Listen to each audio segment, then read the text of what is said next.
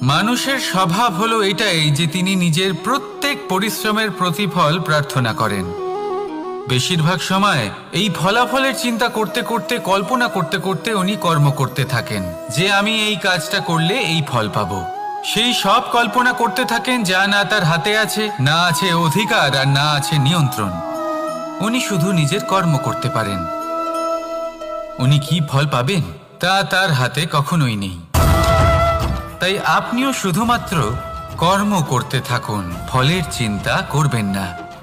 মনে রাখবেন, শিকড় এবং শাখা যেভাবে একে অপরের সাথে জড়িয়ে, সেইভাবেই একে অপরের সাথে জড়িয়ে কর্ম এবং ফল।